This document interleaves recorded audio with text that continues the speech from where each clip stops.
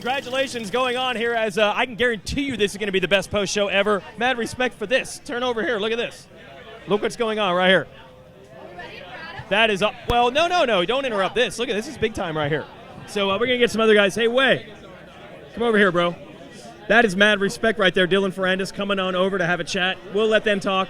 Let's bring look, man, he's been singing your praises all year. Adam has. But I don't think it can be sung loud enough or well enough. Look, man, Adam was good. Adam's been fast. But it has been frustrating at times watching someone that a lot of people like, oh, he washed the front end. Oh, he made a mistake. Oh, he got hurt. Fixing that has got to be hard. How the heck did you guys fix it? You literally took a weakness and turned it into a strength. Consistency was his greatest asset this summer. How did you do it? Yeah, I had – it's for me, having so much experience racing, it was hard for me to pinpoint what my shortcomings were. Okay. But from me, outside looking in, I can pinpoint that pretty quickly. Okay. And obviously, I've maybe worked with him. This is maybe my third year as his coach. Yeah. But those years were shortened because of injury. Right. But this year, I worked with him as I scheduled all of his training, did training with him, and then also his coach, and I pinpointed exactly where we needed to improve. And it was in the middle of the series, and we worked on all of those, what we needed to do to improve there, and luckily that was enough to get us to the end here. Luckily, would have liked to have won a little bit more at the end, but today was awesome. Talk about those 2 weeks. Super awesome. Talk about those 2 weeks between Vegas and here. I was wrong, man. I'm like, dude, that's practically an injury just mentally. And, dude, he wins the opener at Hangtown. What did you guys do in those 2 weeks to get that in the past? Well, we had a lot of focus, to be honest with you. There was a lot of focus, and during Supercross with the breaks, we were working on outdoors a lot. Okay. Because I knew that's where a lot of those outdoor skills we needed to work on would transfer over to Supercross if Seattle was wet or if the races were ruddy or whatever the case was. So we were focusing on his on where he needed his weaknesses. Yeah. And we rode outdoors a lot because we were trying to work on his base fitness and things like that, and luckily it worked out in the long stretch. Unbelievable. I mean, seriously, congrats to you. Yeah, thanks. Shoring up weaknesses is a lot harder than making strength stronger, right? Well, and ultimately, too, it's he recognized that I could see exactly where he needed to be better, and he focused on that. I mean, obviously, I helped recognize that, and we worked to fix it. Yeah. But it's on him to really have a lot of focus and really trust in what the advice I was giving him, and really, trust what I was saying. And honestly, I'm super proud of what we've done, and he's a great rider and he's a good friend, and I'm excited to have him get the success. Cool. All right, they're going to do speeches. We'll turn this off, and then we'll be back. Everybody, now we've got the champion, Adam Cianciarulo. First of all, you're talking to Mitch back there. He told some awesome stories. He said it was extra special because you guys, I didn't know this, you moved into his old house and stuff like that at one point? Jeez, man.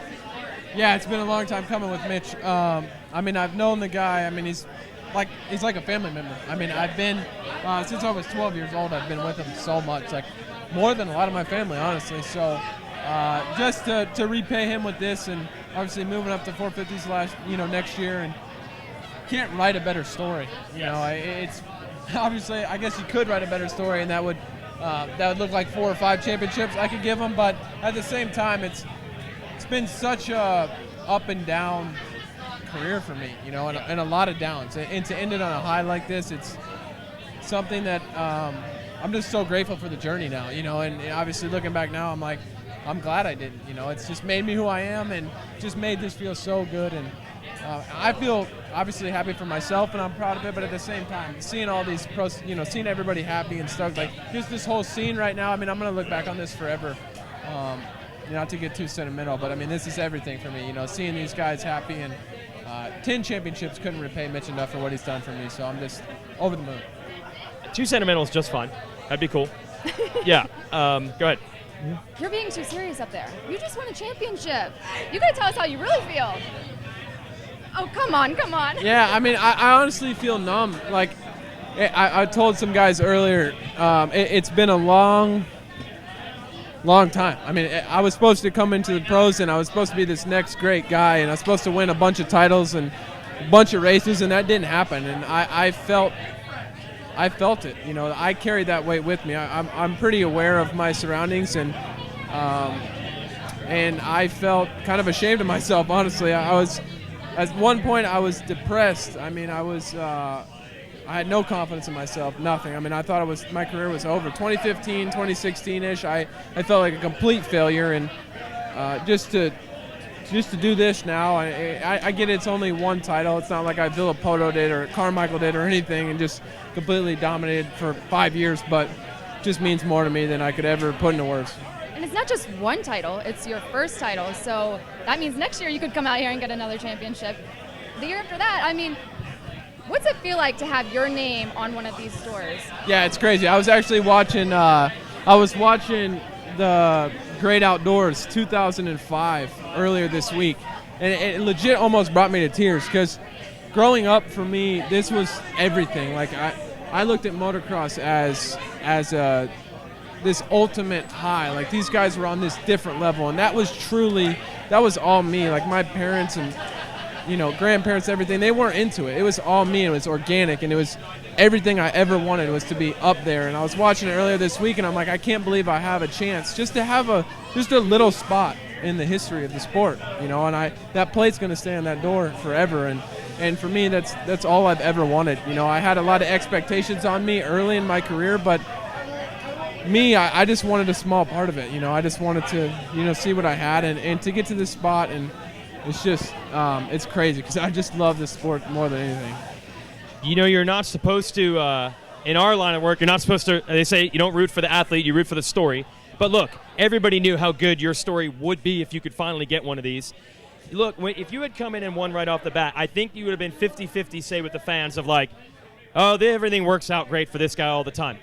As an underdog, I don't think there's a single person probably in these pits. I even saw Ferrandis come over here, and the fans. I don't think there's a single person that can't be happy for you. I think that's one of the things you gained. It sucked to have to go through all that. Totally. But it probably makes it feel better. The support you must have gotten from fans and even your peers this year must be crazy. Yeah, it really is. And I've really felt, when I first came into the pros, I was, from the outside looking in, I was a kid that had everything kind of given to me. As an amateur, I had a nice RV. I had all the support from when I was really young. Yeah. I earned that because I won really young, and I just got sponsored, and that's the way it worked. But I had everything at my disposal, and I realized that too. But that's hard to root for. I mean, I'm a fan of many different sports, and when people carry that with them, it's tough to root for them, and I get it. Yep. And coming into my pro career, I was that guy that was like, wow, we'd rather see the other guy that's had a little bit tougher time do it. And it's just crazy. I've just changed. I would never be the person I am without the things I went through, because ultimately it's a sport, right? Like it's at the end of the day, you can step back from it, especially, maybe from your guys' perspective as journalists, you can step back and say, this is a sport, and then there's life. Yeah. For me, it's I put all my self-worth, all my value in every single time I'm out there. Right. And I was well aware coming in that I had everything at my disposal, even as an amateur. I mean, it weighed on me. Like why wouldn't I win? Because I have everything I need. And did you feel a little pressure of like, man, I've got to live up to this? Oh, 100%. 100%. And honestly, when I was going pro, I really didn't have the same belief in myself as everybody else seemed to have around me. I was unsure if I was going to be able to succeed as a pro, and that's truly honest. I remember riding Supercross the first couple times with Mitch and thinking to myself, like, dude, I don't know if I have this. Like, I was like scared going through these whoops and all this other stuff, and it's just crazy how it's come full circle. It's taken me so long, but I really don't care at all. I don't give a shit. You know what has happened? It's like a cloud is lifted. Yeah. That's what it's like. It's like a cloud is lifted. I got one more thing for you. Yeah. Dylan came over to have a little conversation. Somehow you guys kept it clean despite being tooth and nail all year. So how did that go? What was the conversation about, and what was it like battling it? Well, yeah, I mean, I thought it was super cool. Dylan, he's actually sitting right there. Yeah, we'll grab him. Yeah. But I think, him coming over just shows his class. We've gone at it all year, and I'm not going to lie, there's certain times where you can't stand the guy because he's just so good, and he's always there. And feel like any other year, Dylan's not there, I feel like I would have dominated most of the whole year, but and we were talking about that, and I just think, he told me he felt bad for me after Supercross. Like, he was super stoked, but at the same time, he actually felt bad. So I thought that was pretty cool. That's something that I would feel too. Like, it's just funny to hear, you're racing a guy and you put him here in your mind, and then to hear the human side of him is pretty cool. But yeah, I've enjoyed racing him all year, and he's gotten so much better the last couple of years, and I'm like, I got a lot better this year too, and then he comes in and he got a lot better, and I'm like, God, you gotta be kidding me. But it's it's cool. I really respect him, and he's obviously got the ability, and I'll certainly see him in a year when he gets onto a 450. He'll be up there, and I'll be racing him for many years to come. Okay. All right, we'll let you go. You got a celebration to get to. Yes, we'll talk 450s down the road. Congratulations. Yeah. Fans are partying. I don't even know what that We've is. got some Let's music in the background. try to grab Ferrandis here. We'll try and grab Ferrandis. Yeah. You don't understand English. He's good enough. Can you talk for a second? Yeah. We got it. Yeah. Hey, that was a classy move. We saw you come over to talk to Adam. What would impress me, you guys battled January through August. You never really got too crazy with each other. I mean, there were some moves off the start. That happens. Yeah, look at this. I don't It's know awesome. if you guys saw that. But we never saw anybody take anybody out. And then you even came over here to chat with them after. I think that was pretty classy. Yeah, the thing is we go pretty high speed every time, so if you want to do a crazy dirty move, it could be a disaster for both of us. So that's why I think we never take the risk, because seasons are long, and we have I mean, if you do a T-bone or whatever and we both crash, or it could be bad for both of us. So I mean, I think from my point of view is that's why I never did something stupid. But yeah, for sure, I wish sometime I could help him, in a corner to crash a little bit, for sure. But yeah, I mean, I'm not like that, It's at the end the winner wins, so that's all. You got to be proud of your season. Go ahead. Yeah, but you also have a lot to celebrate. Yeah. A second overall on the year. And a Supercross title. Yeah. I mean, couple win also, so that's pretty cool. So far my best season of my career, so for sure it's a good time to celebrate. next year is your year, right? Yeah, I mean, I will do everything I can, and we'll see. It's like this year, I will work, I will do the best I can, and we count at the end of the day, at the end of the year. All right. Thanks for coming over. Classy move, Dylan Ferrandis. It was a really great season for with him. the beer. Best he's ever had. Go ahead, finish that. He's more than 21. He's fine. They're going to celebrate over at Pro Circuit. Yeah. The key is that they're going to put another one of these things on the door. It's been way too long. You know what I have to say? Yeah. My next bike is going to be a Cowie. Yeah, you cannot blow those things up. I don't know if you guys have heard this or whatnot. We got footage, yeah. What are we It's going on, unbelievable. 3 hours? Oh, yeah, you guys got footage of me doing that. Yeah, like literally, 3 they were not going to hours. DNF today. That was maybe the one thing that could have ruined it. That bike was not going to blow up. Yeah. They tried. I'm for sure buying a Kawasaki. Yeah. Have you got? My first bike I started on. Oh, it's Kawasaki. Yeah. Ah, you're like well, Team not Green my all the way. first bike. My first bike was a Suzuki, but 85 was Cowie. Okay, your first bike you really liked, maybe? Is that what you're saying? I don't know. Bingo. I don't know. Because okay. you know what? I couldn't blow it up, and everybody knows how fast I was. Yes, I mean, you were just wide open in the rev limiter the whole time. Yeah. You're probably better than me. That is our show. Hey, Carrie, thanks for joining in here at the end of the season. It's really fun. And as I always ask you, what was the podium scene like when Adam finally did it? Because as we said, he's become an absolute fan favorite now. What was it like down there? Big time fan favorite. Yeah. I think he's got a lot to look forward to next year. His Okay. fans, I mean, I saw some fat heads of him and Eli. Yeah. And that whole hillside, I heard someone say it earlier, this is the most people that we've had in a couple years here. It Yes, it probably was. had to do with the weather. We finally didn't have rain. Again, yes. again. Yeah. I mean, we're like, what? Been pretty solid this year. Yeah. Yes. We've had Yep. good weather recently. I don't know. But, with Adam, one of the things we always say is that we love interviewing him. When Oh, people he's ask so us good. who's our favorite person Yes. to interview, it's him because he's so passionate about the sport. And I think just talking to him, we kind of saw that, Yeah. It was like he was excited, but he said Yep. he was numb and he just wasn't too excited because he knows how much work he's put into it, Yeah, I think he does a better job, I think, because A, he's a fan of the sport and a fan of other sports, of knowing what he wants other athletes to do, Yep. and he's going to try to portray himself that way. And obviously that's what the fans like. So that must have been quite the scene down there. Oh, it was wild. It Yeah. was wild. I mean, kids are getting sprayed with champagne.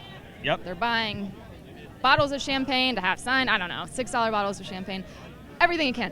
Yeah. Hey, I just want to say this on here. Yeah. Last week, Yeah. is it going to be Ferrandis? Is it going to be Cianciarulo? You said I said Cianciarulo. you said Cianciarulo twice. Yes, you got it so right. you had maybe, I don't know if you had any doubt, but maybe just a little doubt. A 30-point edge coming in is a big help.